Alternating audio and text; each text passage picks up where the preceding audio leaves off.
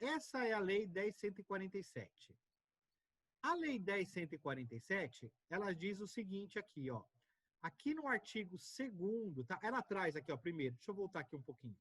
Ela traz primeiro, falando que o artigo 1º, ó, a contribuição do PIS e da COFINS, devidas pelas pessoas jurídicas que procedam em industrialização ou importação de produtos, aí eles trazem os NCMs e as exceções, né? Os produtos que não se enquadram, tá? Eles falam que esses produtos são monofásicos para o industrial e os importadores. E aí eles vêm trazendo aqui a lista de produtos, ó. Produtos farmacêuticos classificados na posição 3001, 3004 e por aí vai. Maravilha. Aí aqui no artigo 2º, ele fala assim, ó, nesse artigo aqui, ó. São reduzidas a alíquota zero as alíquotas das contribuições para o PIS e da COFINS incidentes sobre a receita bruta decorrente dos produtos tributados da forma do inciso 1º do inciso 1 do artigo 1º, pelas pessoas jurídicas não enquadrada na condição de industrial ou de importador. Ou seja, a todas as empresas lá que não fazem parte do industrial e do importador, as alíquotas passam a ser zero, porque a concentração da monofasia se concentra lá no 1º da cadeia. E aí ele traz o parágrafo único. O disposto nesse artigo não se aplica às pessoas jurídicas optantes pelo optantes pelo Sistema Integrado de Pagamento de Imposto e Contribuições da Microempresas e Empresas de Pequeno Porte, Simples Nacional. Maravilha. Ele trouxe esse artigo, aqui ele veio a discussão sobre esse artigo, falando se esse artigo ele é constitucional ou não constitucional, ou inconstitucional. Maravilha. E aí, uma empresa de cosméticos, em 2008, entrou com uma ação falando que ela tinha direito à segregação desses valores, porque o produto é, sim, monofásico. O STF julgou esse artigo e falou, esse artigo é constitucional, né? As empresas do Simples Nacional não devem segregar os produtos de alíquota zero na cadeia monofásica, tá? Então, vamos esclarecer uma coisa aqui, ó, desde já. Essa aqui é a Lei 10.925 de 2004. A Lei 10.925 de 2004, ela traz todos os produtos que são tributados a zero, tá? Então, aqui, ó, Anderson, quem são, deixa eu admitir aqui a galera, quem são, ou quais são os produtos que são tributados a zero? Porque uma coisa que as pessoas confundem muito, elas vão na TIP, que a TIP é a tabela de incidência do IPI, e olha lá, produto tributado a zero. Lá é o IPI, tá? Lá não é a parte de PIS e COFINS. A TIP, você tem a classificação fiscal e a alíquota de IPI. O que caracteriza a alíquota zero no PIS e COFINS é a Lei 10.925 de 2004, que aqui estão todos os produtos tributados a zero, tá? Maravilha. O alíquota zero, dentro do Simples Nacional, ele é um produto totalmente tributado, tá? O alíquota zero não tem discussão. Então, não confundam que essa lei aqui, o artigo 2º, está falando dos produtos alíquota zero. Não, não é a Lei 10.925 que está sendo julgada, tá? É a Lei 10.147 no seu artigo 2º, que é atribuído a alíquota zero quando foi adquirido o produto monofásico. Então, o varejista atribui a alíquota zero quando ele adquire um produto monofásico, tá? Só que aqui, na Lei 10.147, ele restringe as empresas do lucro real e lucro presumido, ponto, tá? E o STF julgou a lei e o artigo, é constitucional. Maravilha. Então, aquela ação de 2008 que estava sendo julgada, ela não vai ter validade aqueles créditos que foram levantados, aquela segregação de valores.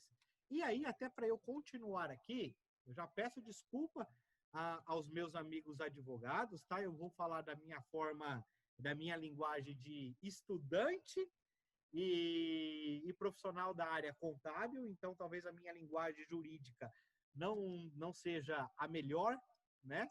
Mas eu peço desculpa nesse sentido, mas também é para ficar claro para todo mundo. E depois, se alguém quiser colocar alguma situação aqui, também fique à vontade aí para complementar o meu raciocínio, concordar ou discordar também, tá? Então, a gente já tem que entender o seguinte, essa decisão ocorreu dia 4/9. Ela ocorrendo dia 4/9, nós não temos ainda o teor dessa decisão, tá? Então, o que eu estou falando aqui para vocês é com base íntegra sobre como que funciona a legislação do país, tá? É como que funcionam os moldes da legislação do país. Então, quando eu coloco aqui, eu estou colocando a minha opinião e é o que eu vou fazer e é o que eu estou totalmente confortável para falar para vocês, tá? Então, é o seguinte, ó, a lei complementar, tá, 123, ela traz aqui, ó, no artigo 18, parágrafo 4º, o contribuinte deverá segregar também as receitas.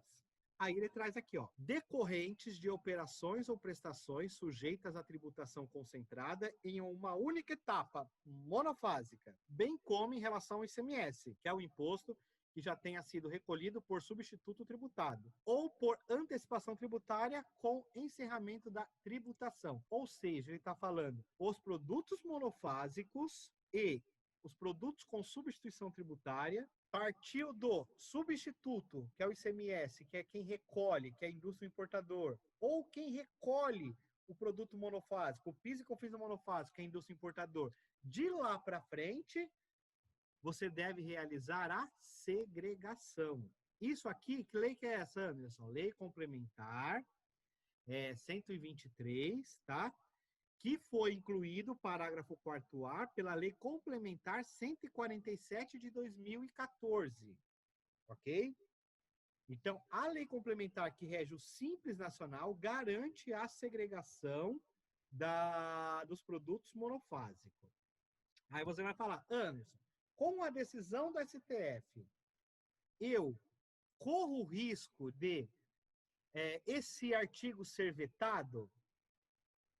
Na minha opinião, isso é impossível de acontecer.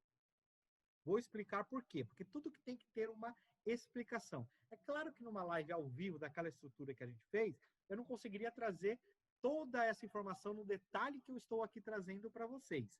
Então, hoje eu estou conseguindo tendo a condição de explicar mais, assim, de forma mais técnica, até porque eu senti que muita gente ficou inseguro ainda de tomar a decisão, tá? Então, eu estou trazendo que é uma decisão do Anderson, tá? É uma decisão do Anderson. Então, o Anderson está decidindo assim para os trabalhos dele, ok? Bacana. Então, ó, percebam o seguinte. O STF, o que ele julga? O STF, ele julga se aquela lei que está sendo julgada, aquele artigo, ele está conflitando com a Constituição Federal. Então, ele vai falar assim, perante a Constituição Federal, isso é constitucional ou é inconstitucional? Perante a Constituição Federal, esse artigo é constitucional. E foi o que eles julgaram. O STF, ele não faz menção às leis complementares. Ele não vai avaliar, por exemplo, que esse recurso aqui, que eu até peguei o número para vocês aqui, ó, deixa eu ver se eu pego ele aqui para vocês, ó, recurso extraordinário 119.9021. Esse é o número aí do recurso extraordinário. Ou seja, a Lei 10.147 de 2014, ela é uma lei ordinária, tá? Uma lei ordinária. Então, o STF, ele não vai cruzar essa informação para entender que existe, no quesito de avaliação, uma lei complementar que está acima da lei ordinária que veta essa decisão deles, porque não é tarefa deles. Quem faz essa, vamos dizer, essa avaliação, esse jogo de análise entre as leis é o STJ, tá? Então, na hora que o STF julgou, ele falou, é constitucional. Mas na hierarquia das leis, o que, que você tem lá? Aí os estudantes de direito e tudo mais vão lembrar talvez dessas aulas. Que nós temos a Constituição Federal e quem vem abaixo é a lei complementar. Tá? Então, a lei ordinária que está abaixo da lei complementar, ela não pode sobressair a lei complementar, a lei ordinária. Então, a decisão do STF, que foi realizada sobre um recurso extraordinário, ele está vinculado a uma decisão daquela ação e daqueles casos que julgaram antes da lei complementar. Eu não posso tomar uma decisão de uma lei ordinária e apagar a história da lei complementar que está acima dela. Então, para mim, é uma decisão que não muda nada o presente e o futuro, a não ser que você tenha uma ação em percurso daquele período. E aí você vai falar, Anderson, será que é verdade o que você está falando? Então, eu vou mostrar aqui para vocês, aqui, ó, mais uma coisinha aqui para vocês. Ó. Manual, perguntas e respostas do Simples Nacional, ok? Ó, atualizado em 4 de junho de 2020, ok? Só que vocês podem buscar na internet. Vamos lá, ó. Pergunta 5.22. Vou dar mais um enter aqui, ó. Como deve apurar o valor devido mensalmente no Simples Nacional a microempresa ou empresa de pequeno porte optante que procede à comercialização de produtos sujeitos à tributação monofásica? A Receita Federal está dizendo, ela deve destacar a receita decorrente da venda desse produto, sujeito à tributação concentrada em uma única etapa, e sobre tal receita aplicar a alíquota efetiva calculada a partir da alíquota nominal prevista no anexo 1º da Lei Complementar 123 de 2006.